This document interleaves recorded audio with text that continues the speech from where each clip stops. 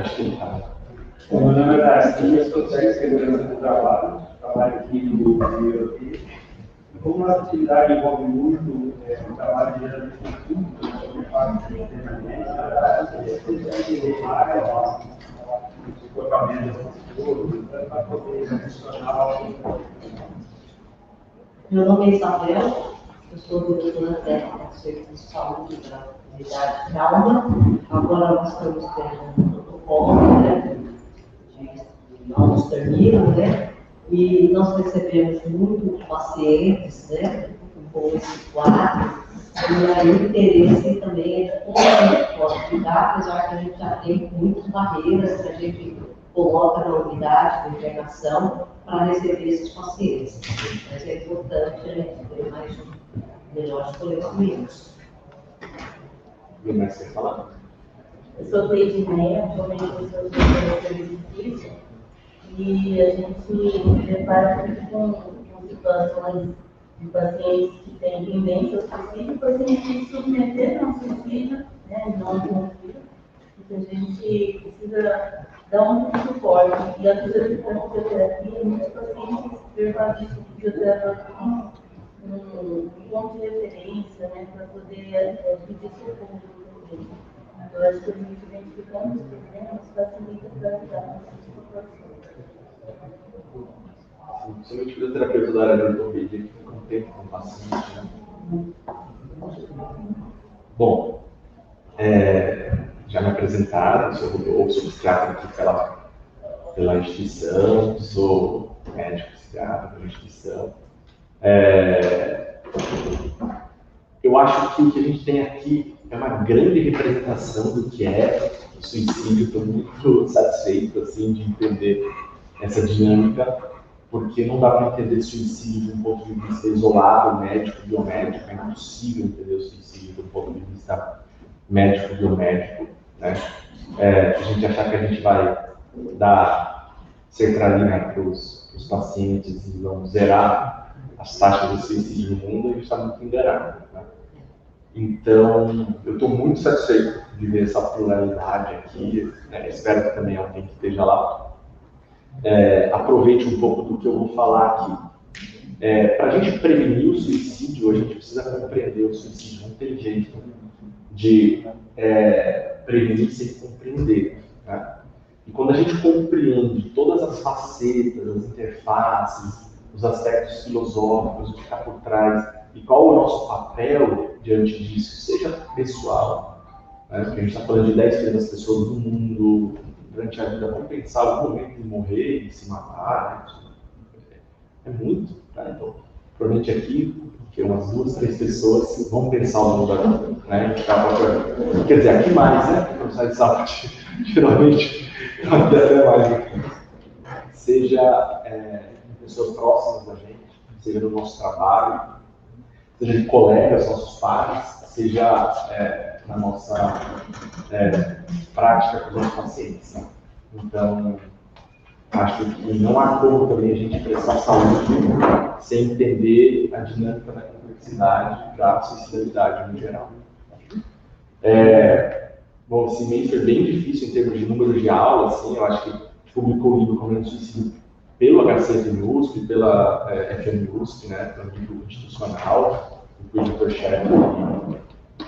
E também me interessei pelo assunto, nada a ver com o meu doutorado é em pós-Covid, tem nada a ver com isso, né? Meu doutorado é mais na área da neuropsiquiatria, cognição, é uma questão que eu gosto. Mas eu gosto muito de entender essa dinâmica, essa complexidade, dessa interface e de tudo mais que está envolvido a questão da suicidalidade. E, infelizmente, a gente está falando de ortopedia, né? Infelizmente, mesmo os psiquiatras, hoje em dia, a gente não vê um grande especialista em suicidalidade na psiquiatria, né? Todo mundo foge também, dentro da psiquiatria, a gente foge da área, né? Não tem uma grande referência, assim, né, em suicidalidade. É muito difícil, é muito complexo, né? Então, quando eu comecei a estudar, eu lembro que o professor Hermano, que é um editor também, professor associado, ele até brincou comigo e falou assim, fugi anos desse assunto, já me procuraram. Então, assim, só que eu a gente se dá bem, eu gosto de você, eu vou embarcar nessa, assim, mas saiba que é algo difícil também, né? Então, bom, é um prazer, espero que a gente consiga desmistificar algumas coisas e problematizar outras, e que de alguma forma isso ajude a gente a sermos pessoas um pouco mais felizes. Bom, então o suicídio não tem como não falar de uma perspectiva filosófica, não sei onde eu fico aqui, não tem como não falar de uma perspectiva filosófica, então vou começar falando um pouco de uma ideia um pouco mais filosófica. Camus, no mito de Sísifo, não sei quem gosta um pouco de literatura, mas Camus, ele traz que só há um problema filosófico verdadeiramente sério, que é o suicídio. Julgar se a vida merece ou não ser vivida é responder uma questão fundamental de filosofia. O resto, se o mundo tem 3 dimensões, se o espírito tem 9 ou 12 categorias, vem depois. São apenas jogos. Primeiro é importante responder se a vida vale ou não a pena ser vivida. Continuando um pouco, a gente vai para os pré-socráticos aqui um pouquinho, né? Então, aqui já um pré-socrático estoico, Diógenes Laércio, que Antístenes chegou a exclamar: quem me livrará então de meus sofrimentos? Isto, respondeu Diógenes, mostrando-lhe sua faca. Né? Então a gente entende que desde a ideia de morrer, a ideia da morte, acompanha o ser humano desde a história mais longínqua aí que a gente pode entender. Né? E além da história da questão da morte, a ideia de livrar dos sofrimentos, né? Isso também é uma coisa marcante, né? A ideia de se vale ou não a pena sofrer, né? Por que a gente está aqui para sofrer? Se isso vale ou não, né? Se esse sofrimento vale ou não vale a pena, né? Então, a gente vai encarar isso alguma vez na vida, nossos pacientes vão encarar isso alguma vez na vida, né? Acho que todo mundo vai encarar. E a ideia do suicídio ser um livramento aí para esse momento de grande sofrimento e angústia. Né? O Diógenes era um cara muito ele era cínico, né? Ele não era estoico, ele era cínico. Ele era um cara muito cínico, assim, no geral, né? Tem várias passagens, assim, dele sendo uma pessoa bastante cínica com seus superiores, assim, né? Tem uma passagem que esqueci o nome agora, acho que foi Alexandre, foi procurá-lo de alguma forma para ele auxiliá-lo em algumas questões problemáticas da vida, ensinar ele algumas coisas, e falou que ele poderia pedir o que ele quisesse. Ele falou assim: então sai um pouquinho aí que você está atrapalhando o meu sol. Né? Então ele era um cara muito cínico, assim, né? Era um cara muito... então dá para ver aí na fala dele também. Talvez aqui seja um cinismo dele, só para entender, assim, né? Assim, bom, então se mata, né? Se é isso, se mata. Se você quer sofrer, é isso. Bom, então os pré-socráticos, os cínicos, os históricos, os epicuristas, e tinha uma valorização aí da autodeliberação. Platão já mudou um pouquinho essa perspectiva. Platão é um cara muito espiritualista, assim, né? A gente entende aí, quem lê um pouquinho em relação à filosofia do mito da caverna, de Platão, era um cara muito espiritualista. E o Platão colocava o suicídio como um desrespeito a esse sagrado, que deu a vida, que permitiu que vivesse. Então ele achava que o suicídio era um desrespeito a esse sagrado. O Aristóteles já era um cara muito ligado à comunidade. E o que ele falava era assim: puxa, a comunidade investiu em você, né, no geral, investiu tempo, investiu dinheiro, investiu recursos, né? Então, para ele era um desrespeito à comunidade de se matar no geral.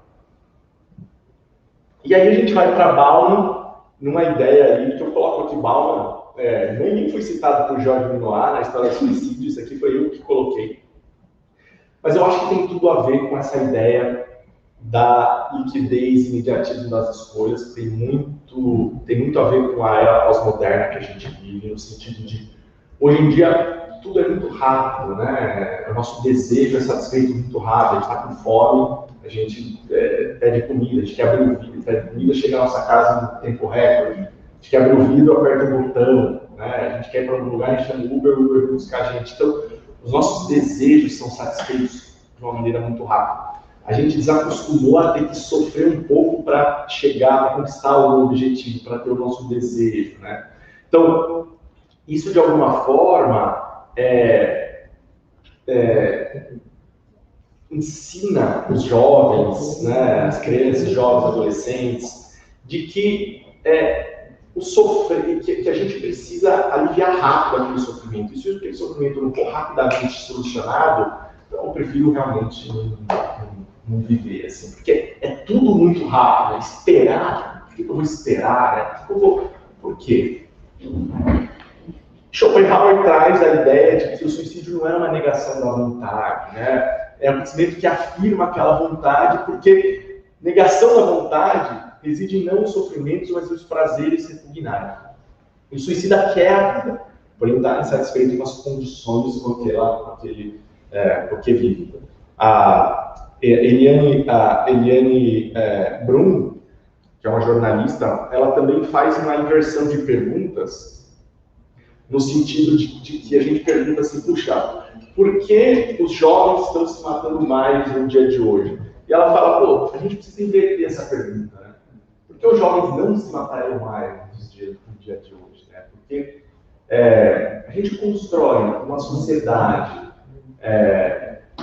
imediatista, uma sociedade que valoriza pouco a vida, e a gente, de alguma forma, quer que aquele jovem valorize-a de alguma forma, né? Então, tem uma socióloga que eu amo, que eu estudei nos Estados Unidos, quando eu estive lá, que ela dizia quando a responsabilidade não é de ninguém, a responsabilidade é Iris Maria, o nome dela. O nome do livro é Responsibility for Justice. Então, ela dizia assim, quando a responsabilidade não é de ninguém, a responsabilidade é de todos, né? Então, assim, se a gente for ver, no geral, o suicídio, né? Não existe um responsável, né, pelo suicídio. Existem múltiplos responsáveis. E eu quero deixar claro aqui que eu estou falando agora do suicídio de 99% dos suicídios. São aqueles suicídios que o Dirk Harris chama de suicídio egoísta, que mais à frente eu vou trazer para vocês. Não aqueles suicídios de pacientes com doença em estágio terminal, né? Aqueles pacientes que têm um sofrimento agudo, que estão em cuidados paliativos, um sofrimento crônico agudizado, que estão em cuidados paliativos, que têm um sofrimento muito grande.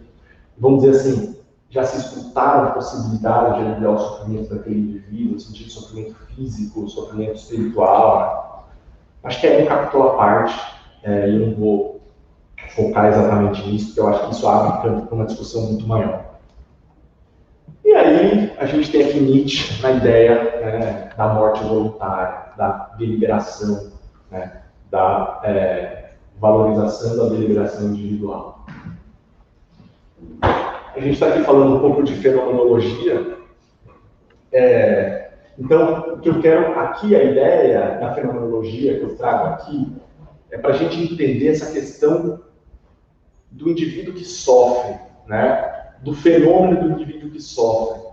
Então, o que o Novaes disse atrás referimos anteriormente à angústia como uma disposição que leva à possibilidade de singularização.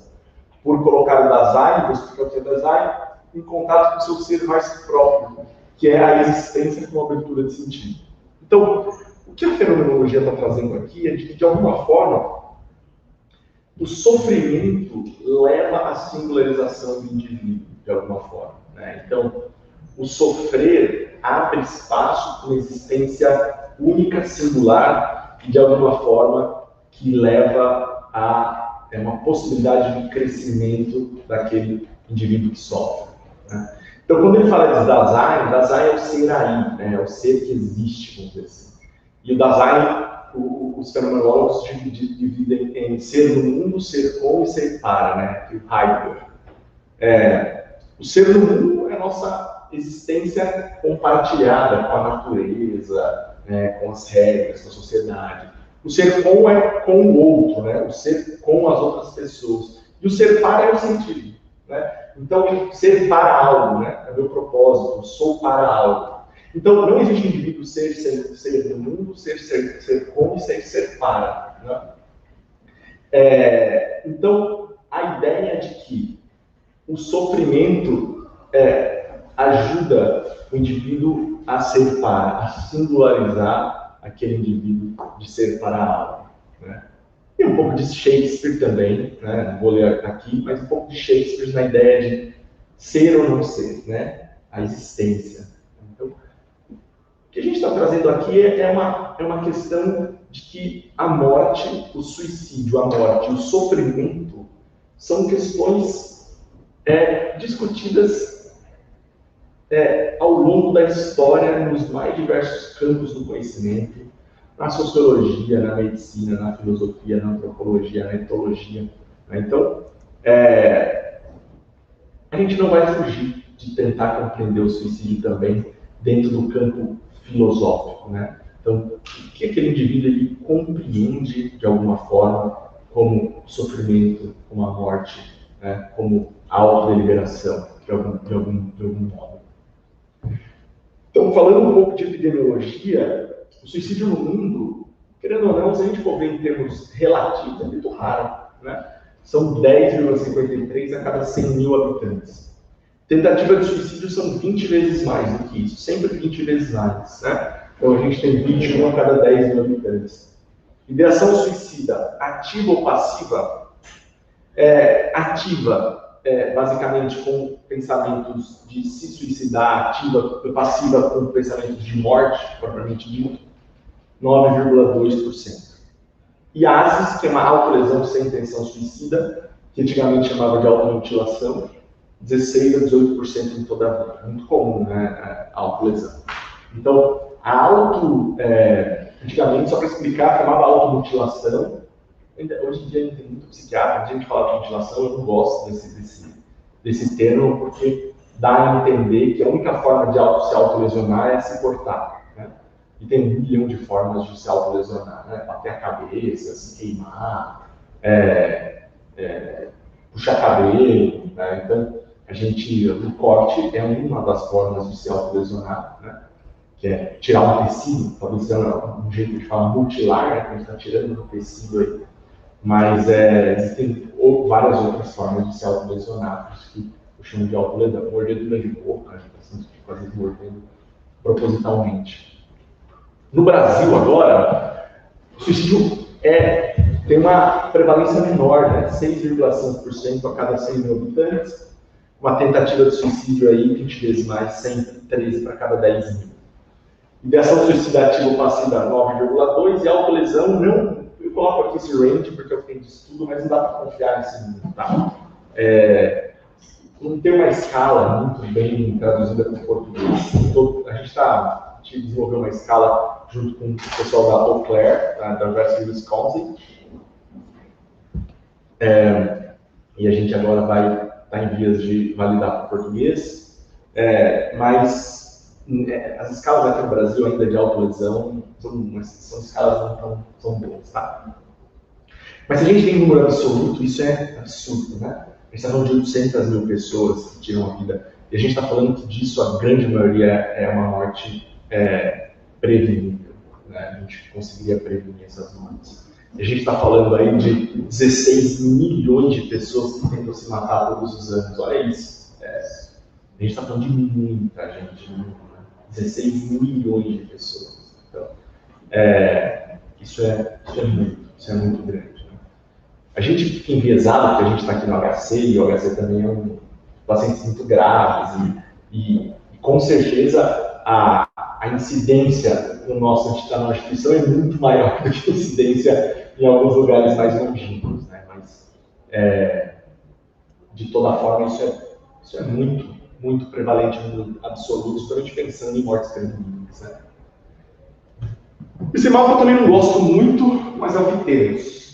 Se a gente for ver o mapa aqui, esse mapa da OMS, Eu sempre coloco as referências embaixo para quem gostar, porque eu acho que isso é importante. Esse mapa da OMS mostrando aí a prevalência relativa. Se a gente for traçar um risco aqui, a impressão que dá é que as prevalências são muito maiores, né, e são muito maiores no hemisfério norte do que no hemisfério sul. Mas eu vou mostrar para vocês que a prevalência absoluta é muito maior, né, pela densidade populacional no hemisfério sul do que no hemisfério norte. E, particularmente, isso aqui, pode esquecer que isso aqui é subnotificado completamente, não dá para acreditar nesses dados.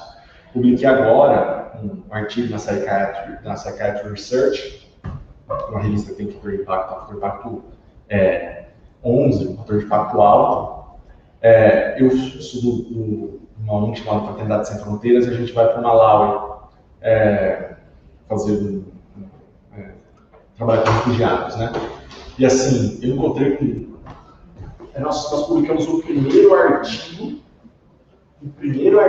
de saúde mental do país inteiro, em uma revista indexada, para a gente ter uma ideia da precariedade. Não tinha nenhum artigo na história do país que de alguma forma avaliava a saúde mental da população. E a gente avaliou de refugiados especificamente. E aí eu encontrei uma taxa aí de tentativa de suicídio no ano anterior de 10%.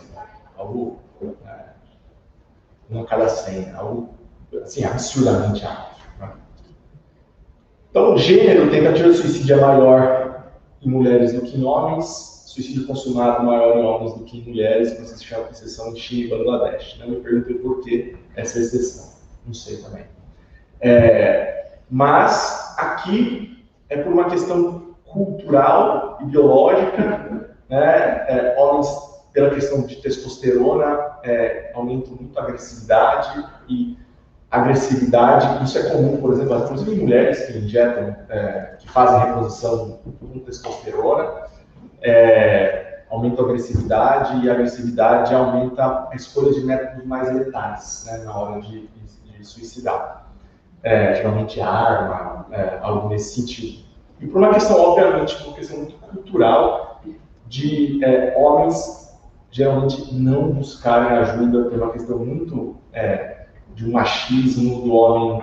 Se a gente for ver aqui, por exemplo, né, dois estão trabalhando, né, mas assim, são dois homens. A gente tem dois homens aqui, interessados, se congratular, assim, porque geralmente é isso mesmo. Uma questão cultural, homens não buscam ajuda e geralmente se suicidam antes de buscarem ajuda. Métodos no mundo diferem muito entre os países, a disponibilidade de métodos mais ou menos letais. No Brasil, a gente está falando de enforcamento, a primeira causa, intoxicação exógena e arma de fogo, as três principais causas no Brasil. De projeção, século XXI, a projeção da OMS é uma redução de 30% das mortes globais por suicídio, mas, obviamente, o nosso país está em contramão com a tendência de aumento em 35%. Agora, essa previsão da OMS foi antes da pandemia. Né? E como eu disse, em números absolutos, não números relativos, por isso esquece aquele gráfico que é de prevalência relativa. 78% dos suicídios acontece em países de baixa e média renda. Falo aumento porque agora, falando sobre Covid, os estudos iniciais mostraram uma diminuição na taxa de suicídio pré e pós-pandemia. Isso é comum acontecer no início, sempre diminuir tanto transtornos mentais, sofrimento, quanto tentativa de suicídio consumado, por vários motivos. Primeiro, de restrição dos meios, né? Depois a gente vai falar sobre isso. Segundo, sobre em guerras, períodos pandêmicos, guerras, no início, cria uma coesão social, assim, na ideia de, vamos vencer, né? Então, é isso, assim, igual aqui a campanha, né? Vem pra guerra, a campanha, uma ideia de que vamos todos juntos. Mas chega um momento que se exaure, né? Que isso cansa todos. Há uma estafa mental de tudo que a gente está vivendo, tem as consequências econômicas, tem as consequências das mortes de pessoas próximas, tem as consequências aí dos abusos, tem a consequência do aumento de uso de consumo de álcool, ou seja, a gente vê as consequências e a tendência agora é isso subir, né, vertiginosamente. E a gente vê um aumento importante de pacientes com história já psiquiátrica, e minorias e pacientes com baixa condição socioeconômica. Minorias, é importante falar das etnias aqui e falar também dos pacientes amarelos, né? Isso é importante também, das pessoas amarelas, que também tem uma rigidez, assim, isso a gente encontrou, principalmente no início, as meta-análises encontraram uma diminuição global por suicídio, mas um aumento no Japão, por exemplo, né? Um aumento no Japão e uma diminuição global. Agora, falando um pouco sobre teorias que explicam, e agora tudo que a gente vai falar dessas teorias, a gente tem que entender que isso são fatores de risco, né? Então, no final, eu vou até elencar alguns fatores de risco, mas tudo isso é fator de risco e pode também ser fator de proteção à medida que isso estiver de um ponto de vista controlado, né? Então, esse é um modelo chamado modelo biopsicossocial. Existem vários modelos que explicam suicídio. Esse é um modelo que eu gosto, o modelo biopsicossocial. Acho ele simples, direto, e acho que ele integra todas as dimensões que a gente está falando até agora. Tá? A ideia é a gente delinear cada parte do modelo. Então, lá em cima a gente está falando do contexto social, né? Que é como se fosse aí a terra que germina toda essa complexidade da suicidalidade. Depois a gente está falando agora de ponto de vista individual, os fatores gestais, os fatores de desenvolvimento, os fatores proximais. Né?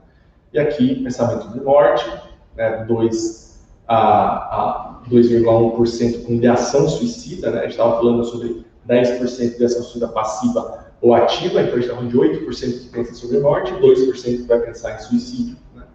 Entre suicídio 0,3% e 0,4% e morte 10,6% a cada 100 mil pessoas, igual a gente já falou. 10,5%. Então, de fatores socioculturais, a gente vai falar da localização geográfica, das normas socioculturais, da disrupção de estrutura social e valores, crise econômica, isolamento social, divulgação equivocada, acesso a meios letais e pobre acesso ao serviço de saúde mental. Né? Todos esses são fatores socioculturais que são aí a base que germina todo esse problema de saúde mental. Eu vou delinear alguns para vocês que eu acho importante a gente colocar. Falando, esse slide eu faço sobre Durkheim, que eu acho que é importante a gente falar sobre suicídio, mas é para delinear essa terceira coisa, que é a disrupção de estrutura social e valores. Tá? Então, Durkheim dividiu o suicídio em suicídio egoísta, altruísta e anônimo. O suicídio egoísta é o suicídio que a gente vê aí. Né? O suicídio no sentido de eu não tolero aquele sofrimento, eu não quero viver aquele sofrimento. Egoísta pode ter uma ideia negativa hoje em dia pra gente. Ah, o cara é egoísta, né? Tá falando isso porque, e não é a ideia de Durkheim. Ele tá falando de egoísta, ele tá falando que é voltado pro ego. Tá falando assim, meu sofrimento. Eu estou fazendo isso por causa que eu quero aliviar o meu sofrimento. É voltado para mim. O segundo ponto é o suicídio altruísta, que é diferente, é voltado para algo, né, para o objetivo, voltado para o outro. Um exemplo clássico do suicídio altruísta é os suicídios religiosos, e um exemplo que a gente vê hoje em dia, por exemplo, muçulmano, homens bombas, etc., que se suicidam em prol de algo, né, com uma ideia para fora. E o suicídio anômico é esse terceiro ponto, que é a estrutura sociais, a anomia, né, sem nome, né, perda de nome, perda de identidade. Qual é o povo que tem a maior taxa de suicídio no Brasil?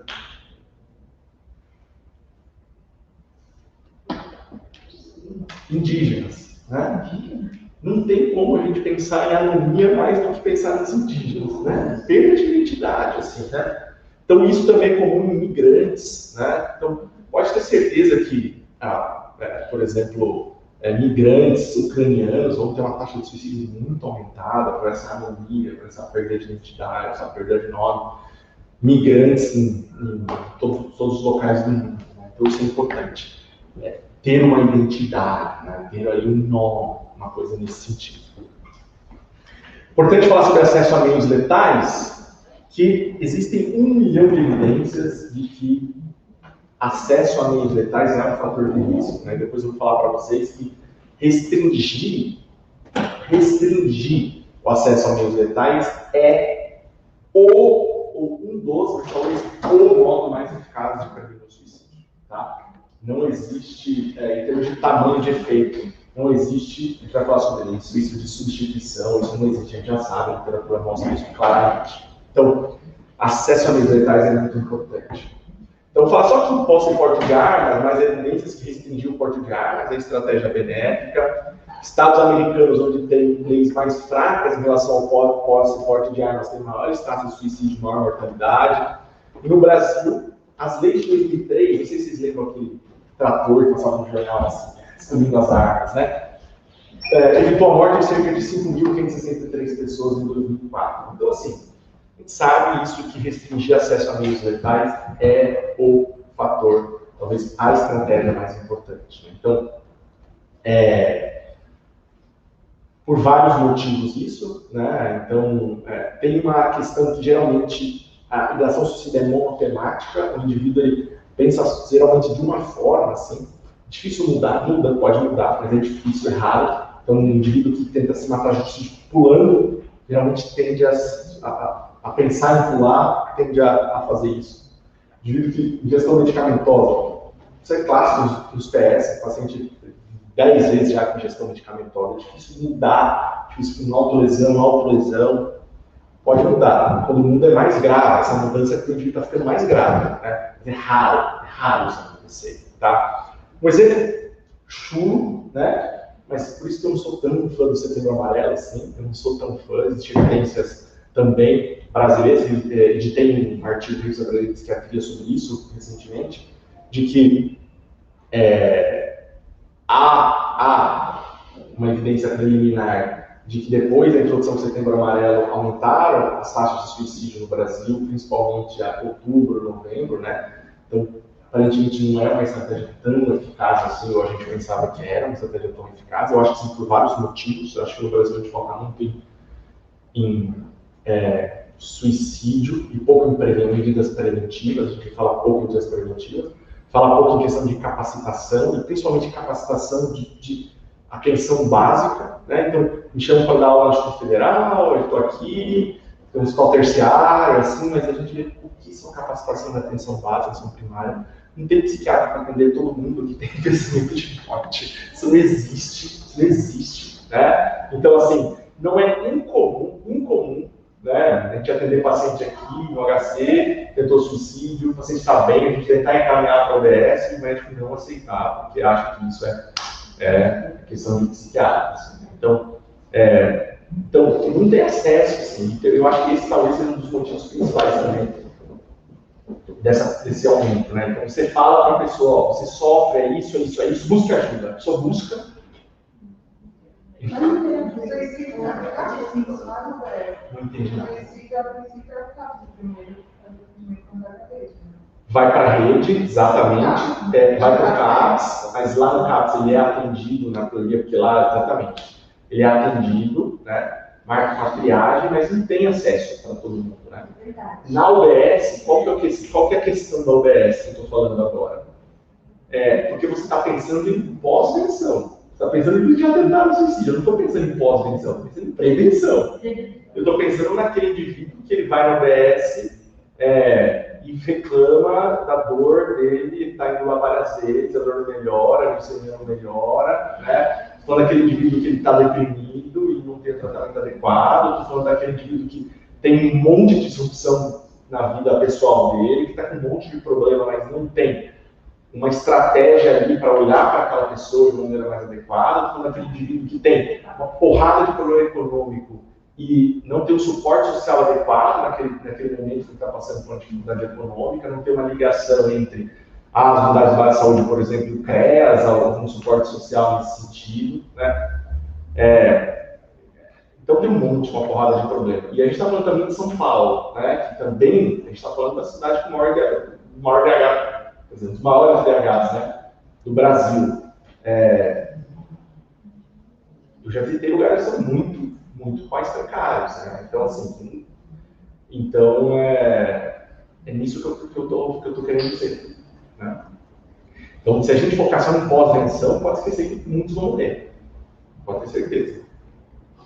Uma coisa básica aqui seria, por exemplo, ao invés de gastar dinheiro fazendo campanhas de amarelo, seria colocar no metrô, que em São Paulo, nos locais que tem maior número de suicídio, colocar as portas, as grades na linha amarela, né? Que a gente não tem isso em São Paulo, de uma maneira absurda, que a gente não tem isso em São Paulo. Então, ao invés do governo apostar nisso e colocar isso, pelo menos o governo de São Paulo, a gente teria uma diminuição. Você deve receber esses pacientes, né? Provavelmente. Então, a gente teria uma diminuição muito grande aqui, tá? Então, o sentido é isso de prevenção agora. Então, aqui é só basicamente uma revisãozinha, só estou mostrando para vocês da questão das evidências que não existe, pelo menos nos primeiros 10 anos, a curto prazo, de substituição. Divulgação na mídia, eu acho que esse também é um dos motivos do Setembro Amarelo, talvez aí causar esse aumento do suicídio, né? Tem o efeito chamado efeito Werther, né? Que é basicamente falar sobre suicídio de uma maneira inadequada, talvez romantizada, falar sobre a morte, falar sobre métodos de uma forma romantizada, aumenta o risco de suicídio consequente, tá? Isso a gente chama de efeito Werther. Então tem um livro aqui, isso aqui é recente, né? Esse livro Final Exit, recente em Nova York. Então, a publicação desse livro, tinha um jovem que se suicidava por asfixia, aumentou o suicídio por asfixia em 3 vezes, né? Então, em Nova York. Então, isso é uma coisa recente. Então, cuidado que a gente precisa tomar também. Em termos de fator protetor, a evidência que da espiritualidade é um fator protetor aí para prevenção do suicídio, né? Tanto por um suporte social, né? quanto também pelo propósito, né? Um propósito na vida, um coping, né? E que de alguma forma dá sentido para aquele momento de sofrimento que aquela pessoa está vivendo. Isso existe e a espiritualidade é um dos maiores fatores de proteção que a gente tem.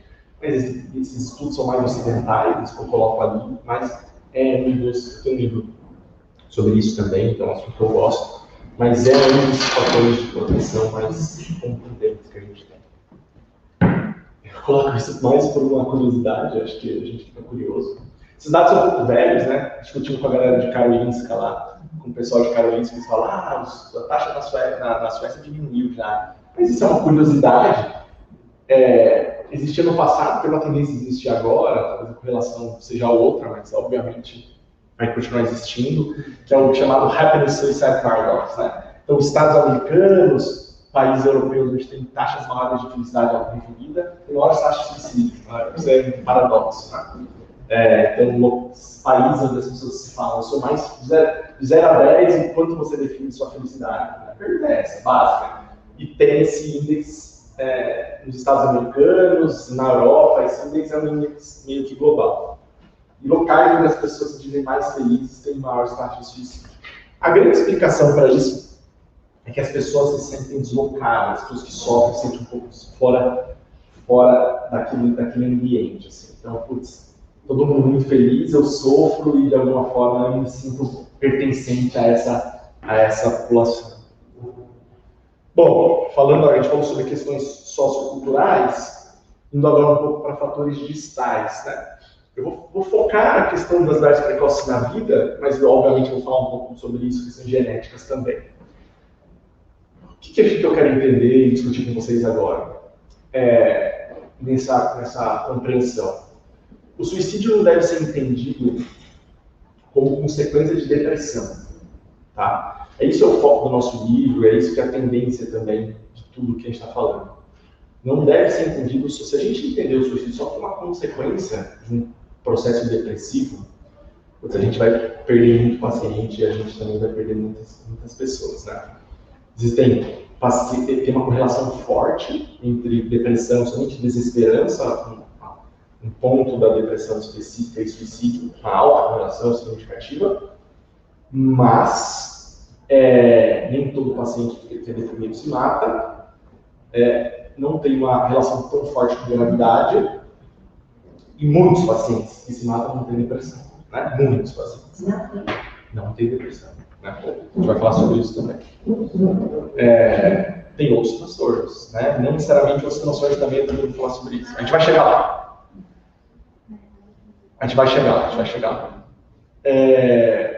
Bom, em termos de genética, o que esse slide traz, está um pouquinho avançado na hora, só porque a gente começou um pouquinho mais tarde, então não vou ler totalmente os slides. Mas temos, eu já decorei, porque esse mês foi. Em termos de genética, o suicídio ele é independente dos transtornos mentais, tá? Então, é mais um ponto aí para a gente entender que não é uma consequência direta da depressão. Não é que o suicídio é uma consequência de transtorno mental, necessariamente. O suicídio é independente também de transtorno mental. O que isso quer dizer? Filhos de pessoas que se mataram com mais risco de suicídio, né? Netos, né? De irmãos, a gente tem que olhar para a história familiar daquele indivíduo. Tá? Isso é muito importante. Posso fazer uma pergunta? No final. E aí a gente faz as perguntas todas no final. Mas por causa da hora mesmo, porque senão... Falando das adversidades precoces na vida, né? Eu quero falar aqui sobre vulnerabilidade social, que aumenta o risco para as APVs, idades precoces na vida, que basicamente é definido como abuso ou negligência na infância, né?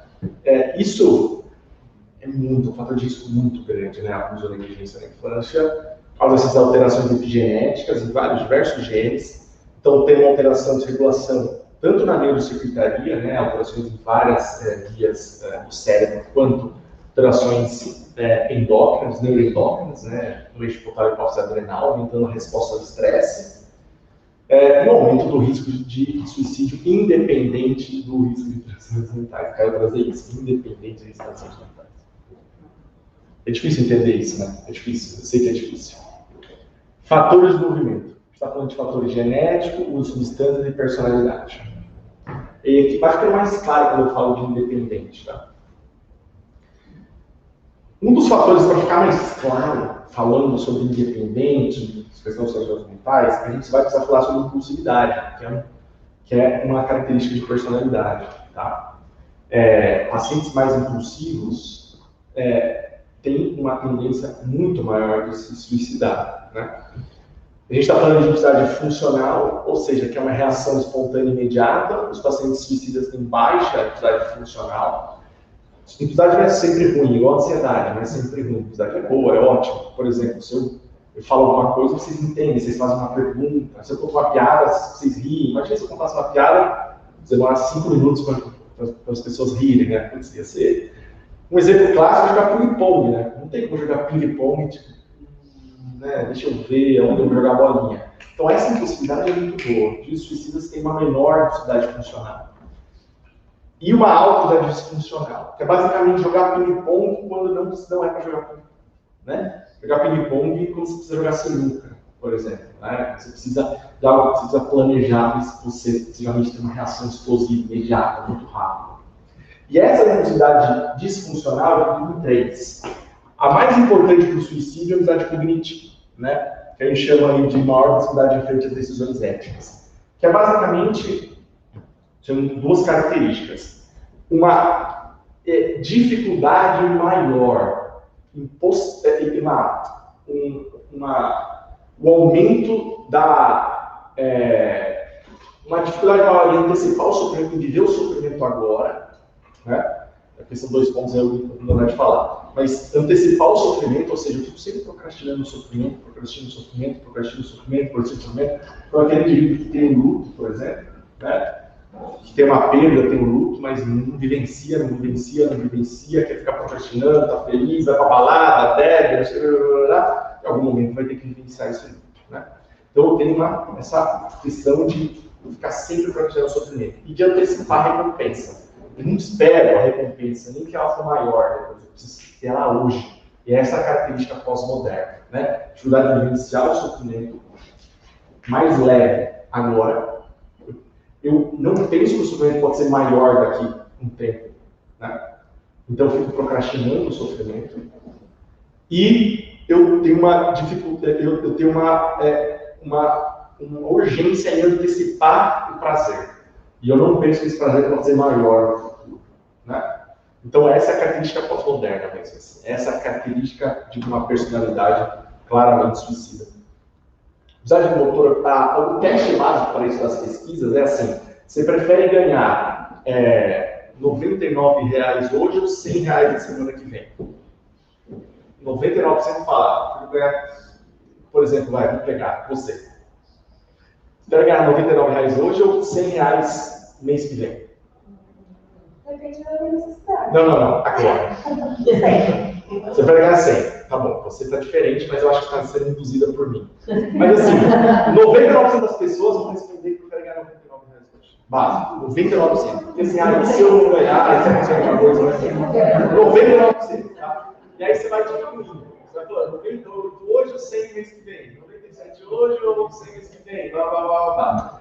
E a tendência mundial é esse valor de hoje diminuir cada vez mais. Né? A gente aceita muito menos hoje, porque a gente, primeiro, que a gente não quer correr o risco de não receber, segundo, que a gente quer fixar isso agora. Sabe? A gente vai fixar isso agora. Né? Tem, claro, o teste do marshmallow também, no sentido de, na criança, que se os pesquisadores colocam o marshmallow na frente dela, falam assim, ó, se você pode comer à vontade, não sei que na sala, segundo eu como, mas se você não comer, eu te dou 2. Né?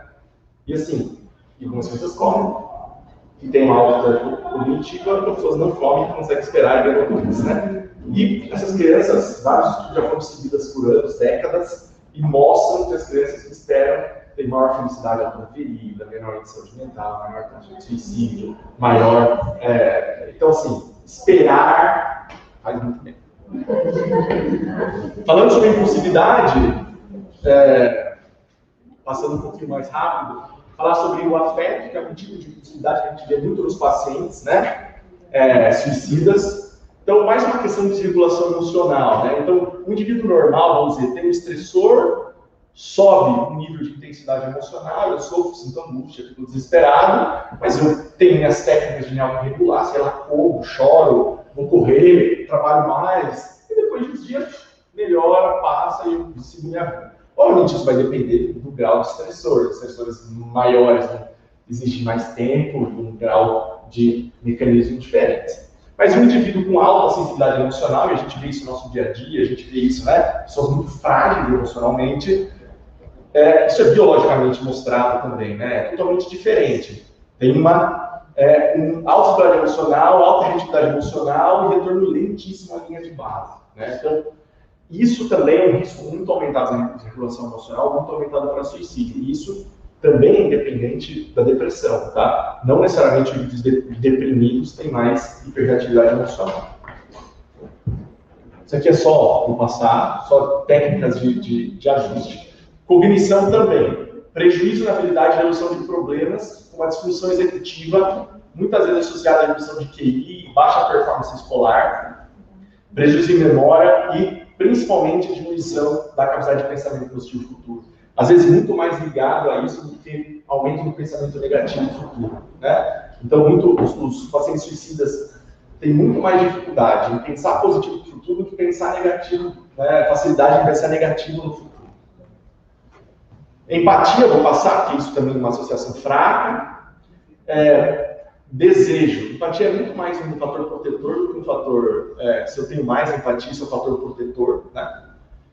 Desejo, principalmente ligado às substâncias, né? Desejo de desire, no sentido de prazer. Então, mas muito ligado ao uso de substâncias, né? Pessoas que querem saciar o desejo, né? Aquele prazer imediato, muito ligado às substâncias. Tem um aumento de muitas vezes maior, né? A gente tem que tomar cuidado com isso crônico, agudo ou agudizado. Então, esses pacientes começam a usar mais, as pessoas começam a usar mais álcool, e usar medicamentos hipnóticos, né? Porque medicamentos hipnóticos são a gingaba, álcool, a gingaba, é muito importante essa ligação.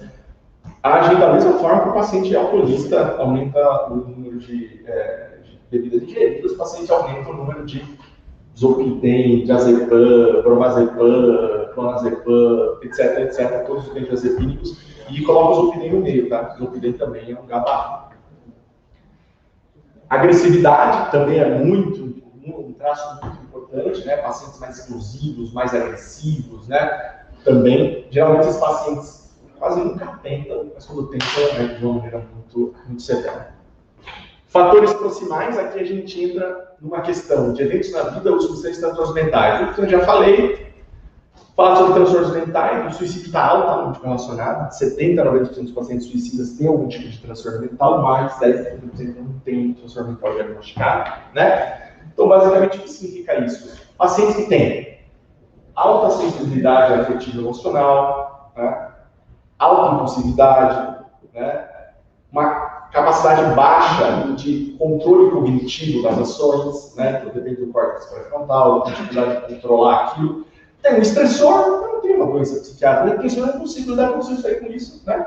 E aí, eu, no momento impossível, eu vou lá e me mato, né? Então, aí, não sei se deu para entender a lógica, né? Mas estando dentro de uma sociedade específica, eu tenho discussão de normas sociais, eu sou uma minoria, junto um monte de fatores de risco, né? E aí, culmina na questão do suicídio, independente do transtorno mental. Dos transtornos mentais, a depressão é mais comum, claramente, mas transtorno afetivo bipolar, transtorno de substâncias, né, que é a dependência ou abuso ou dependência, a gente chama de transtorno de substâncias agora, que é muito difícil separar abuso e dependência, é muito difícil isso, sempre foi muito difícil para todo mundo. Hoje em dia a gente chama de transtorno de substâncias em geral. O paciente que está usando de forma nociva, ponto.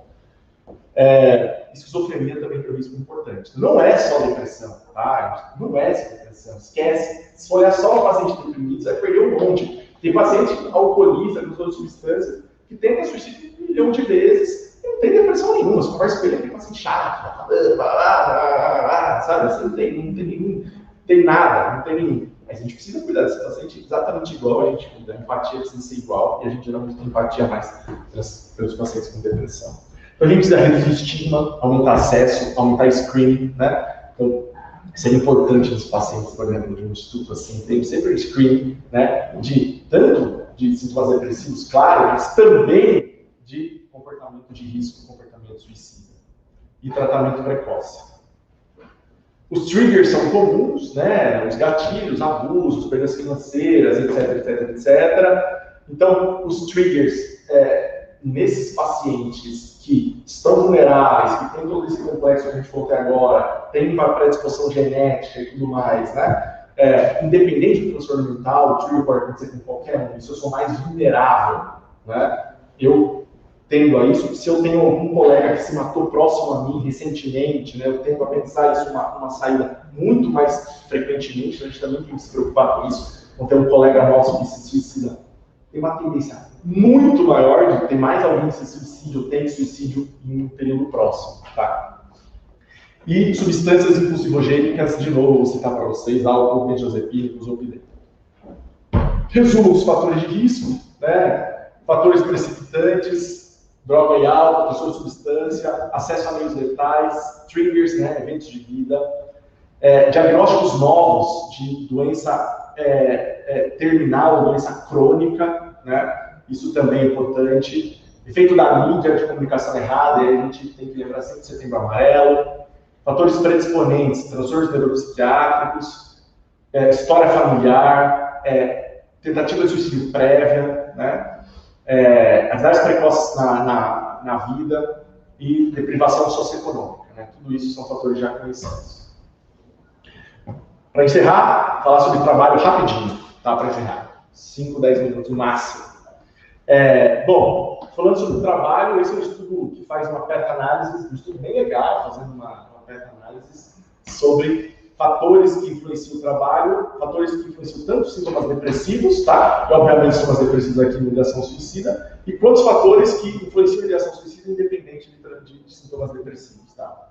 Então, aqui tem várias, né? Autonomia no trabalho, pessoas que têm menos autonomia no trabalho tendem a ter mais sintomas depressivos, tá? Então, a autonomia no trabalho é um fator protetor. Então, às vezes tem aqueles chefes, aquelas questão que é muito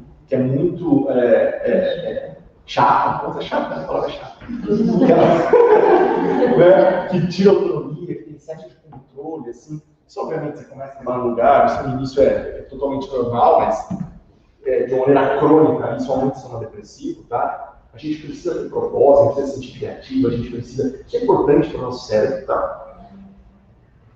Test variety, né? Fazer coisas diferentes, também aumenta os sintomas depressivos, né? Então, às vezes aquele trabalhinho assim, muito fordista, né? Então isso aumenta também o risco de transtornos mentais, mas, consequentemente, aumenta o risco de suicídio, né? Conflitos no trabalho, né? Basicamente isso. E satisfação com o trabalho aumenta tanto o sintoma depressivo como satisfação aumenta o risco de suicídio, independente de aumentar os sintomas depressivos. Tá? Em pacientes vulneráveis, em pacientes impulsivos, em pacientes que têm genética, em pacientes... É isso que eu tô... Quando eu falo sobre aumento de risco de suicídio independente de transtorno mental, eu tô, né, de todos esses fatores que a gente comentou, além dos transtornos mentais. Sobre o trabalho precário, né? Então, só para a gente entender, né? Trabalho precário, ideação suicida, né? Olha o aumento de prevalência e tentativa de suicídio, um aumento de prevalência importante, isso mesmo ajustado para vários modelos, inclusive ajustado para sintomas depressivos, né? Então é importante entender que o trabalho precário é um risco muito aumentado, né? Então melhorar a qualidade de trabalho é muito importante. Aqui todo mundo adora, né? Falei isso na Justiça Federal, o pessoal fala, nossa, adorei tudo que você falou, mas como carga horária? Isso aqui é uma coisa importante, né? Dose dependente, quanto mais tempo você trabalha, maior história de suicídio você tem, isso é uma coisa dose dependente, o tempo de trabalho. Esse estudo mostra que cada 10 horas de aumento de trabalho aumenta 18% o risco de suicídio. Né? A gente tem uma cultura... Aumenta 18% o risco, desculpa, aqui é depressão, desculpa, mas vai aumentar consequentemente o suicídio. Mas assim, a gente está falando de um país, eu acho que no Brasil a gente tem uma cultura de trabalho muito, a gente está numa cultura dos Estados Unidos há 50 anos atrás, eu acho, sabe? Uma cultura de trabalho, nossa, muito exacerbada, assim, eu vejo principalmente em São Paulo, pessoas totalmente esgotadas, pacientes tipo, totalmente esgotados, profissionais de saúde, típico, né? O esgotamento, não é saúde profissionais que trabalham, com saúde em geral, né? Somente em mulheres. E pacientes que trabalham também em startup, isso é um desgaste muito grande, assim, né? Então, isso para a gente tomar cuidado, aumenta 22% o risco de ansiedade e 18% o risco de depressão. Consequentemente, vai aumentar o risco de suicídio também. Aqui mostra o risco, aqui fala do risco de suicídio, aqui fala ideação suicida, tá? Aqui fala do risco de suicídio, isso aqui é de suicidal ideation, de ideação suicida. Estou mostrando aqui só para vocês entenderem. 31 a 40 horas, isso aqui é sexo, shift work, isso aqui é sexo, homens e mulheres. Mas é só entender assim, ó, isso aqui é mostrando uma relação dose-dependente, né? É importante, uma relação dose-dependente. Aqui é bem limítrofe, mas isso aqui deve ser para o N, né? Se aumenta o N, o intervalo de confusão é muito amplo, muito grande, se aumentasse o N, isso aqui ficaria significativo, e o homens é bem significativo. Bom, aqui é importante falar sobre assédio, né? Sobre o bullying workplace, o assédio. Assédio também tem um efeito devastador, assim, né? Tanto na saúde mental, quanto aqui no risco de suicídio e tentativa de suicídio. Aqui é sobre suicídio consumado, isso aqui é survival analysis, né? Então, acompanhando pessoas que sofreram, que não sofreram assédio, o risco aí de um suicídio consumado, né? Risco de sobrevivência, aí depois de 8 anos, é muito menor naqueles que sofreram assédio, né? Então, assédio no trabalho é muito importante, assim, a gente precisa olhar para a questão do assédio. Eu acho que tem que ter tolerância zero nesse sentido. Eu acho que assédio é algo que a gente não pode tolerar. Estigma é outra coisa que a gente tem que trabalhar, estigma, né? Eu vi muito estigma quando eu trabalhei na época da Covid. Fazia consulta aqui, na minha época de residência. Fazia consulta lá, né? Tem muito estigma em transtornos mentais. Tem aqui, eu já vi várias vezes estigma em transtornos mentais. Aqui tem muito. No hospital geral também tem. São pacientes difíceis, pacientes psiquiátricos, com suicídio, são pacientes muito difíceis, né? São pacientes que demandam trabalho, são pacientes que demandam uma equipe diferente, pacientes que demandam um cuidado diferente, né? Mas a gente sabe que o estigma aumenta a sensação de isolamento, causa uma menor busca de auxílio e aumento de comportamento suicida, né? Aqui um pouquinho só para falar sobre alguns trabalhos que falam sobre programa de prevenção do suicídio no trabalho. Tem muita coisa falando sobre isso, psicoeducação e tal, não sei o que a gente está fazendo aqui, mas quase nada de programa de fato vai causar algum impacto. Como reconhecer, né? Para a gente encerrar, pacientes que falam, isso aqui é características típicas, mas falar sobre morte, muita culpa e vergonha, sensação de que você é um peso para os outros, né? Isso é muito comum. Não existe aquilo, acho que isso é claro, eu tenho que falar, né? Mas eu falar que chocolate não morde, né? Paciente que fala não se mata, isso existe. Paciente que fala tem um risco muito aumentado de se matar, né? Isso aqui é importante, que isso não tem absolutamente nada a ver, mas isso já está bem estabelecido.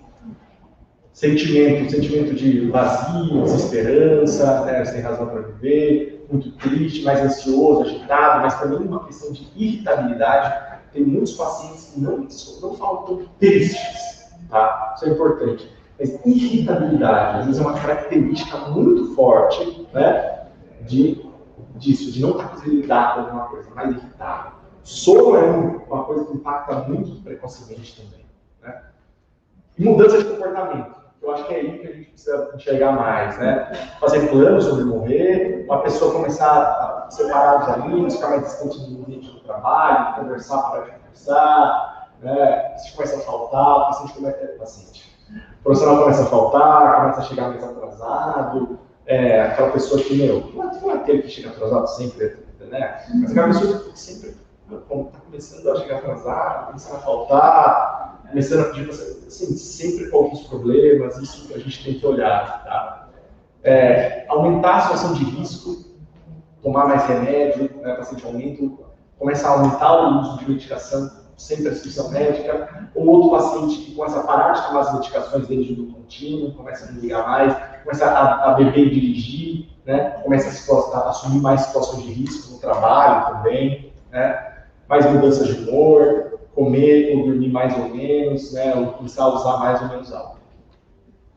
Então, para prevenir, a gente tem tudo que a gente falou até agora, intervenções universais, restrição de acesso a meios letais, danos na mídia, campanha, mas isso só para mim, isso aqui tem que estar junto com outras estratégias, senão não funciona.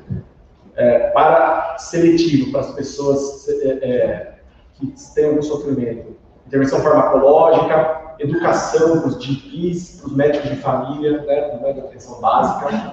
Isso tem um efeito muito grande na prevenção, desenvolvimento de guidelines, intervenções indicadas psicológicas, psicossociais, e, por exemplo, CVV, crisis, né, isso aí também é importante. Na época do Com Você, do Covid, né, ele tinha muitas ligações, assim, o supervisor lá, ele tinha muitas ligações de pacientes com ideação suicida, suicídio, de profissionais, né, do complexo.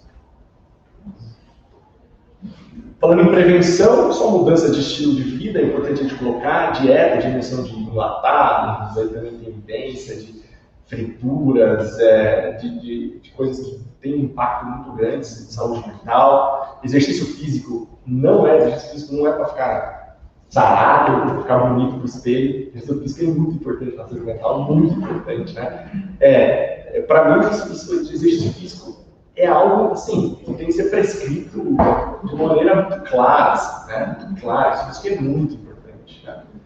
Recreação, isso é o que eu quero dizer, recreação, o que ele quer dizer aqui não é para brincadeira de criança, mas no sentido de buscar prazeres, né? Buscar coisas que você gosta de fazer, né? A gente abandona todos os nossos prazeres. É comum você chegar no consultório e falar, putz, eu gostava de fazer isso, você trabalhar, agora eu trabalho muito, tenho filho, eu não faço mais nada. Você não faz mais nada. Mulher, pela dupla jornada de trabalho, isso é mais ainda comum, muito comum.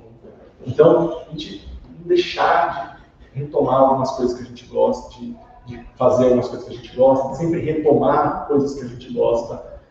Meditação, técnica de relaxamento, dormir é muito importante também, dormir bem, o ambiente, ajustar o ambiente do trabalho, ter lugares de convivência. Lugares de convivência é muito importante no trabalho, isso é muito, também tem 1 bilhão de evidências que locais de convivência é muito importante, tá? É muito importante.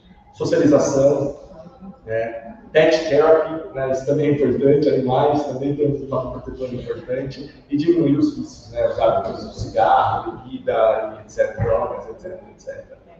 Né? Basicamente, respeitar o espaço dos pares, ter momentos de relaxamento, respeitar os horários, respeitar sempre o seu propósito e sentido, tentar relembrar todos os dias por que a gente trabalha, por que a gente está aqui, por que a gente faz, né?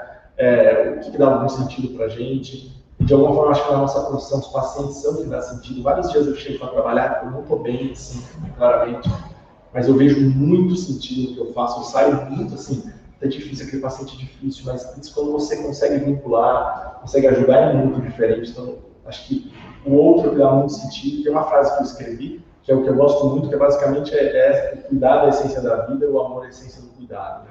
Então, cuidar é muito importante, cuidar do outro é muito importante, cuidar dos nossos pais, cuidar daqueles que a gente ama, não deixar de olhar pra gente, e cuidar da gente também, né? Nesse sentido. Acho que é isso.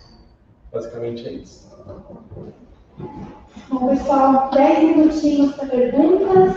Alguém gostaria de fazer uma pergunta?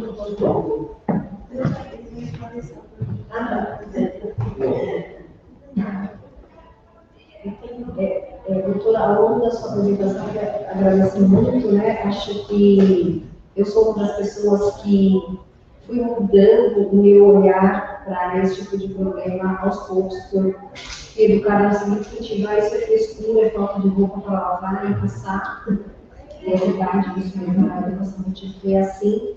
E aí eu comecei a ser exposta a esse tipo de situações, né? Pessoas próximas com mudança de comportamento.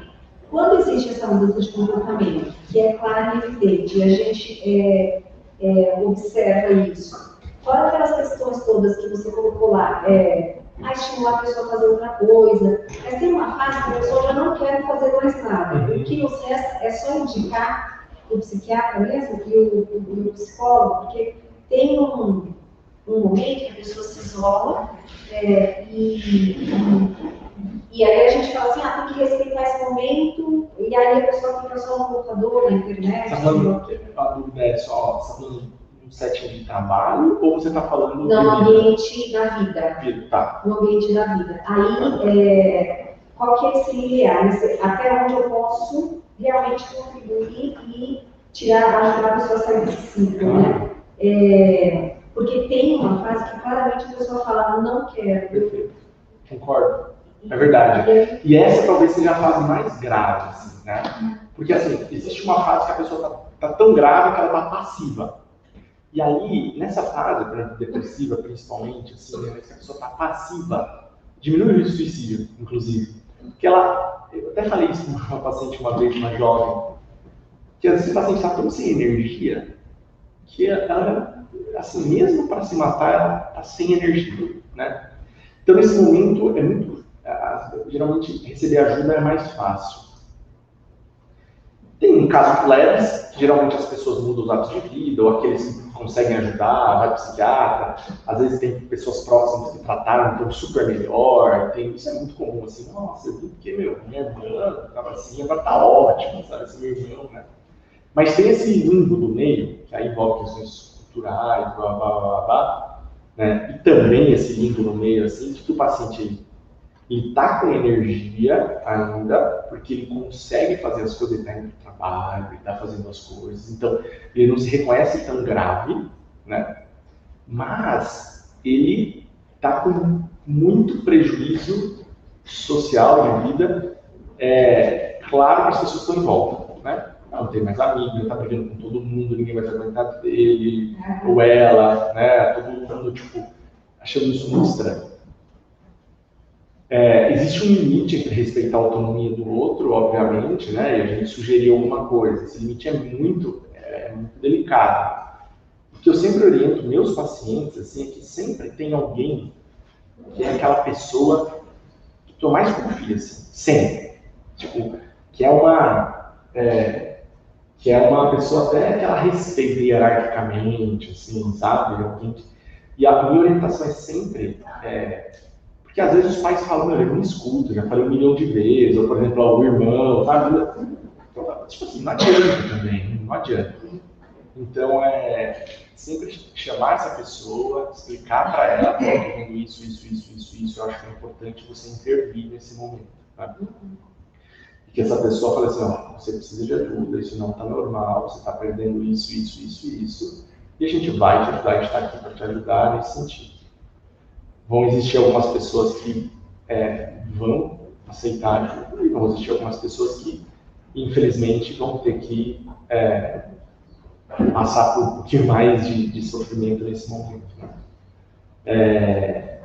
Mas tem autonomia do tipo, não dá pra gente amarrar a pessoa e levar no psiquiatra, até porque não vai adiantar. Isso quando que isso fica algo compulsório, quer dizer, você pega a Não, compulsório é só quando existem duas coisas compulsórias, né? Quando o paciente perde a autonomia, no sentido de quando ele está se colocando a vida dele em risco, né? Então, quando ele começa a verbalizar, quando ele começa a ter um comportamento de risco, né? Então, isso pode ser uma intervenção compulsória, ou quando ele coloca a vida de outrem em risco, né? Por exemplo, ele está começando a beber e dirigindo com os filhos, ele está começando a beber e dirigindo com a esposa, num momento assim, está começando a colocar a vida das pessoas em risco, né? E isso também vira uma internação compulsória. Mas é muito delicado. A internação compulsória assim, em pacientes psicóticos, pacientes bipolares, em mania, deve ter visto, pacientes que perderam totalmente a crítica. Uma coisa, você interna, o paciente vai ser eternamente grato a você. Ele vai melhorar, vai ficar ótimo, excelente, vai falar, nossa, meu Deus, que bom que você me internou, porque, eu estava só fazendo coisa ruim na minha vida, e que bom. Agora, em pacientes que têm a crítica preservada, pacientes às vezes deprimidos, pacientes difíceis, assim, nesse sentido, é sempre uma corda que pode quebrar, né? Então, pode acontecer desse indivíduo ficar com raiva da família, perder a confiança na família, e isso não ser algo positivo a longo prazo, né? Então, é sempre uma coisa que precisa chamar um profissional, alguém que conheça as pessoas, olhar para aquela pessoa, é muito individual isso, acho que não tem uma regra. Mas é bom a gente entender que tem esse limbo no meio mesmo, assim, esse limbo é difícil. Mesmo sendo adolescente?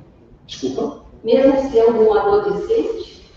Se você está falando de interação compulsória? Nesse caso, se a pessoa está colocando a vida dela em risco, se a pessoa está deprimida, mas está irritada, está chata com todo mundo, ou às vezes aumentou o consumo de álcool. Não, ela colocou a vida dela em risco. Se ela colocou a vida dela em risco, não importa. Se ele se levar para o povo lá... Se ela está colocando a vida dela, mas o que eu estou dizendo é que se ela colocar a vida dela em risco, tem indicação de interação compulsória se algum familiar se responsabilizar. Claro, independente da idade. Onde a gente leva esse paciente, doutor?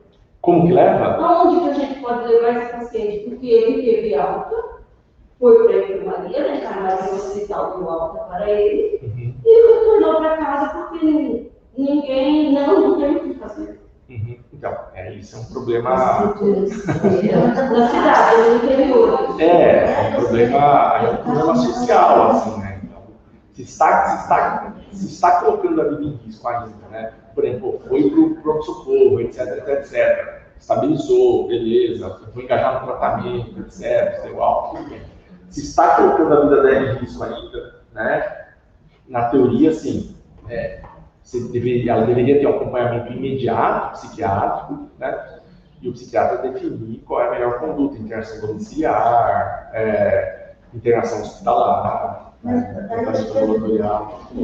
Daí te perguntei, por exemplo, essa campanha que você tem no Varela, todo mundo fica no estado que a área complementar e tudo mais. Exato. Mas para onde chegou? Que ela te perguntou. Foi o que eu falei. Adianta você não ter uma campanha dessa, você não tem para onde você Não tem Não, mas não sei se você acompanhou a minha argumentação, mas foi exatamente por isso. Porque está tudo jogado aí, eu não consigo um psicólogo, não consigo A teoria a não ser que você tenha dinheiro e paga particular. Daí... Mas foi exatamente, eu não sei se você acompanhou a minha fala, mas foi exatamente. Não, acompanhei, mas aí é que tá. Só usar Só usar barro de carga. Você estava contra-argumentando, mas assim. Não é um contra-argumento, porque foi o que eu falei. Deixa eu fazer uma colocação, porque assim, veja, tudo isso que você apresentou é de uma base mais, uma psiquiatria mais americana, mais biologista, né? Mas eu, como psicóloga, e no consultório principalmente, não só aqui, como sou psicóloga do trabalho, os profissionais que têm dificuldade dentro da instituição nos procuram lá. E o risco de suicídio ou suicídio aumentou demais entre os funcionários, né? Mas também, levando em consideração o que eu vejo no consultório, eu acho que, assim, muito disso aqui é muito consequência de uma coisa que acontece logo lá na primeira infância, principalmente, que é o abandono. Geralmente, aquela pessoa que tem um problema com suicídio, pensa na ideação ou comete, você vai ver na história dela, ela teve uma história de abandono.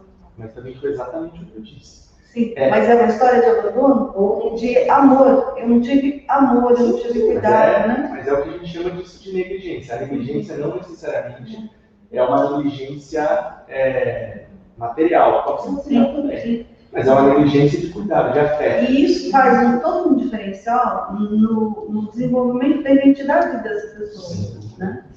Mas eu discordo veementemente que o Gabriel teve algo biologicista. Pelo contrário, teve 2 slides só de neurobiologia.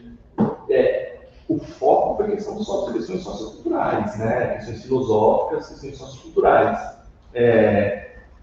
Você está amarrado um pouco na teoria do estresse, que mais... o que você apresentou tem muita teoria do estresse, né? Muito apresentado principalmente pela escola americana, por isso que eu estou falando. Mas quando a gente faz, por exemplo, um trabalho de psicoterapia, né? E não é a psicoterapia breve, nem uma psicoterapia mais psicossocial como o TCC, por exemplo, né? Você faz uma psicoterapia de base, de trabalhar questões mais profundas e de fazer essa reconstrução toda do que foi, teoricamente, não construído adequadamente, ou foi destruído, né? A pessoa começa, então, a ter mudança de comportamento para sair desse... falando de psicoterapia psicodinâmica, mas assim, a gente vai entrar em outro assunto. Poucas psicoterapias psicodinâmicas têm evidência para a prevenção de risco de suicídio a curto prazo, né? Poucas. Não, mas não funciona por curto prazo. Mas nesse sentido muita gente vai morrer, né? Então, assim, poucas psicoterapias psicodinâmicas têm evidência, mas tem, tá? Tem. Tem várias psicoterapias psicodinâmicas que tem.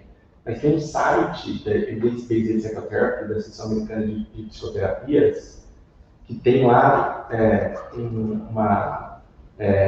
uma seção que é APA, uma seção específica, esse número, que fala sobre todas as psicoterapias que existem evidências de prevenção de suicídio. Acho que dá para ver lá nesse sentido. Eu, querendo ou não, assim, eu faço uma construção, mas querendo ou não, essa instituição tem um pouco do perfil científico, assim, acadêmico, né? Então eu trago a ideia de que existe evidência, né? Deixa eu te perguntar.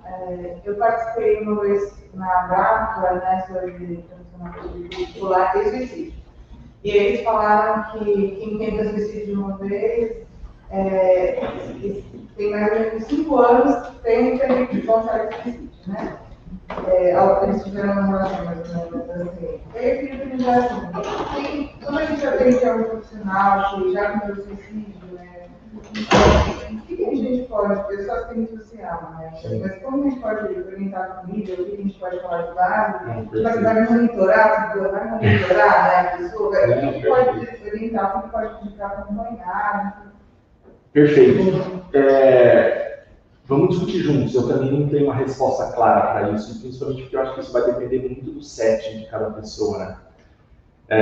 Eu não tenho uma resposta clara. O que eu diria era assim, que essa pessoa ela não tivesse um acompanhamento psicoterápico ou que tivesse um monitoramento, vamos dizer assim, ativo, não passivo, no sentido dessa pessoa ela se engajar em algum tipo de tratamento de saúde mental. Né? E é nesse sentido ter alguém que olhe para aquele indivíduo. Ela precisa do tutor, sem dúvida, né? De alguém que esteja junto. Sim. Que olhe para aquele indivíduo e perceba, assim, né? Talvez alguma outra alteração, alguma mudança, algo que faça. E esse profissional tem que estar muito ligado, geralmente, a um cuidador, que seja um cuidador principal, assim, né? Que esse cuidador seja uma pessoa que tenha mais vínculo. Obviamente, a gente entra em vários escopos de indivíduos que são tão negligenciados, que não tem um cuidador. Aí um grande balaio de gato, um outro problema grande, né? E aí vocês ajudam a gente, acho que por isso o suicídio precisa de uma integração tão grande, assim, de profissionais, né? Não acho que psiquiatra vai resolver essa situação, né? De forma alguma. Assim, voltado mais para o trabalho, né? Quando a gente identifica um colega com riscos, seja de tentativa de suicídio ou de algum outro transtorno, falando do complexo HC, porque é difícil abordar esse assunto com a pessoa, né? Mas a gente tem intimidade. Existe um programa, alguma coisa, alguma indicação, ou a melhor coisa é isso que não ter a linha que você já... Alguém falou que trabalha no... Vocês, né? Vocês querem pensar sobre isso? Existe sim. Tem que procurar o SEAP, né? E lá a equipe de psicologia e serviço social faz esse suporte. A própria pessoa ou a chefia, ou um parente, se for o caso. A gente tem um grupo lá de acolhimento de saúde mental, e A oportunidade, ela passa por essa triagem e depois ela encaminha isso. Mas que deu uma dúvida. O SEAC é muito difícil nesse sentido. Com você aprende que não tem profissionais, que a grande questão... Porque nós temos duas profissionais da psicologia e duas profissionais da social. São 23 profissionais.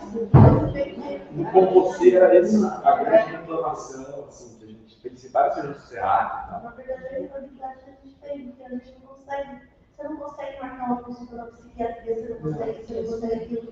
Sendo que você trabalha no hospital há 1000 anos, tem 30 anos. A minha questão é que eu marco As pessoas não querem te ajudar, eu vejo isso. Eu não entendendo, mas você acha que a gente está com a gente iniciou desde o ano passado com você, 19, a gente começou a estudar lá, e todos também, né? A gente foi criar a saúde mental, vai fazer chorando, vai e é uma falta de entrada, né? É importante colocar, por exemplo, com a história do Covid, o que aconteceu? Na unidade, principalmente nós da psicologia, nós atendemos em conjunto com os médicos que fazem o diagnóstico, nós atendemos 1.900 funcionários, fazendo acompanhamento, terapia e tudo. Pessoal,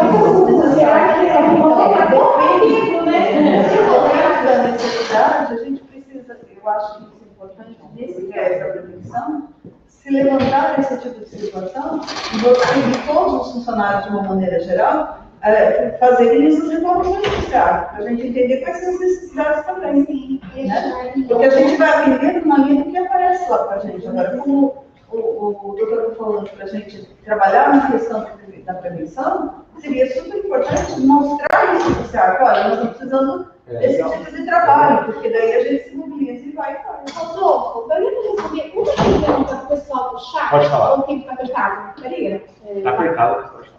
Na verdade, assim, já foi mais ou menos respondida uma pergunta da Valquíria, que ela fala muito que no CVV percebe-se crianças e adolescentes que têm essa ansiedade frente às questões da vida e que não conseguem ver virtudes e, diante de algumas situações, pensam em morrer e como ajudar a família, porque muitas vezes os pais acham que é frescura, né, e acabam não fazendo. Então, foi a questão que, mais assim, a gente já falou bastante sobre isso, mas acho que vale a pena. Não, sim, acho que é uma questão... eu acho que tem uma grande fragilidade no apego, hoje em dia, de criança e adolescente, assim, uma construção de um apego não seguro, né? Por vários motivos, assim. E aí, em momentos de dificuldade, esse indivíduo ele tanto não consegue encontrar dentro dele ferramentas para lidar com esse momento de dificuldade, né? E aí entra tanta questão pós-moderna e tal, de tudo isso que a gente está comentando aqui, quanto ele não consegue pedir ajuda para encontrar um apego externo nesse momento de fragilidade. Por vários motivos. Acho que a questão também, os pais, às vezes culturalmente, não entendem o afeto como algo importante no momento da criança, às vezes negligenciam por questões de trabalho, muitas vezes negligenciam por questões de trabalho, né? Isso muitas vezes ajuda muito com psicoeducação, assim, né? Como chamar a família e tal. Tem um estudo grande mostrando que o impacto de tratar só os pais sem ver a criança, não é criança. Tratar só os pais sem ver a criança, ou tratar a criança sem ver os pais, o resultado é igual, né? Tratar os dois, obviamente, o resultado é muito maior, né? Mas assim, se você trata os pais, criança e adolescente, com transtornos ansiosos,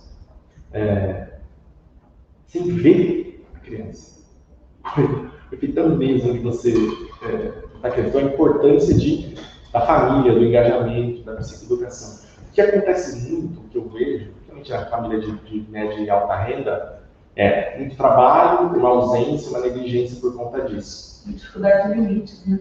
Aí as pessoas acabam não conseguindo desenvolver isso que você apontava, que é uma característica de personalidade mais persistente à frustração, ao sofrimento. E aí, nesse sentido, calma que eu me perdi. E aí, quando o indivíduo ele começa a sofrer alguma coisa, ou ter algum sofrimento, algum período de dificuldade, né, os pais voltam a atenção 100%. Isso às vezes acontece. O oposto disso, o oposto de é frescura e deixa, volta muito a atenção. E aí também vira um tiro no pé, porque às vezes não sabe como voltar a atenção, vira um reforçador para aquilo, ou seja, aquela pessoa ela fica desesperada querendo atenção, vira um reforçador e reforça esse comportamento tanto de tentativa de suicídio, autolesão, que é muito comum agora em criança adolescente, etc, e vira um reforçador. Tá? Então, por isso que a terapia, a psicoterapia fraterna, né, dos pais, assim, é muito importante, de tentar entender esse equilíbrio do cuidado, assim, né? Esse equilíbrio do cuidado, porque teve essa negligência há muito tempo, e ela tem que ser recolocada, esse afeto tem que ser transmitido, mas também não pode ser transmitido de uma maneira desesperada, né? A ponto de querer retomar, sei lá, 10 anos em uma semana. Né? Porque aí é isso, aí a criança volta, tá nesse padrão constante, porque ela aprende que a única forma dela ter o afeto dos pais é por meio do sofrimento, de mostrar o sofrimento dela, que é toda hora. Né? O pai precisa dar ferramenta para aquela criança aprender a lidar com aquele sofrimento, saber que vai ter o suporte do pai ali, né? Para resolver o sofrimento dela.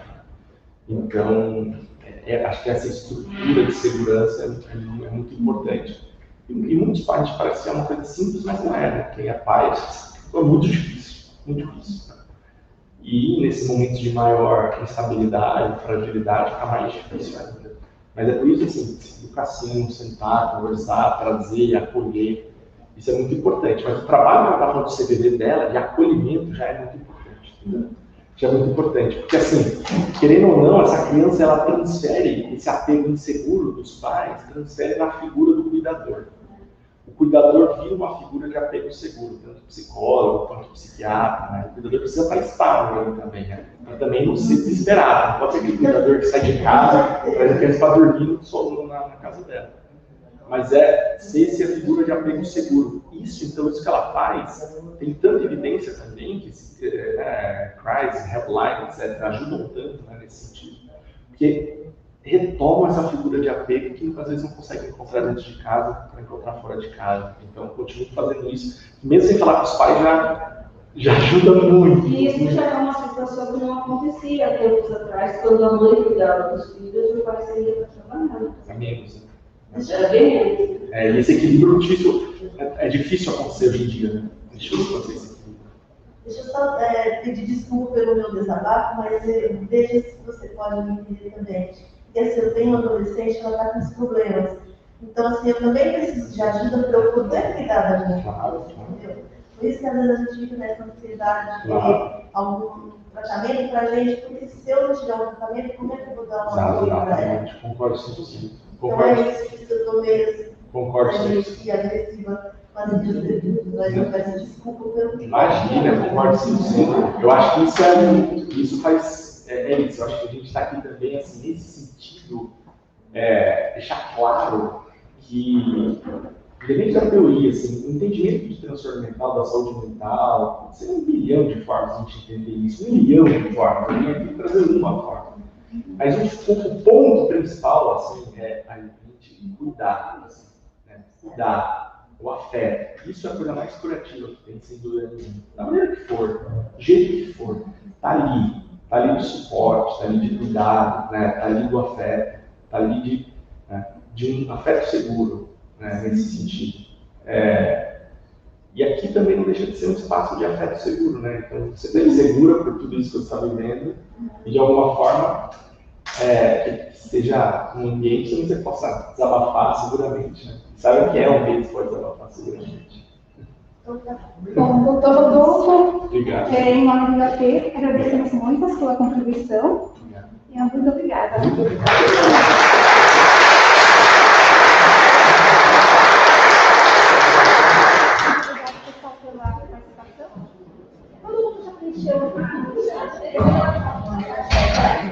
Vai tirar foto?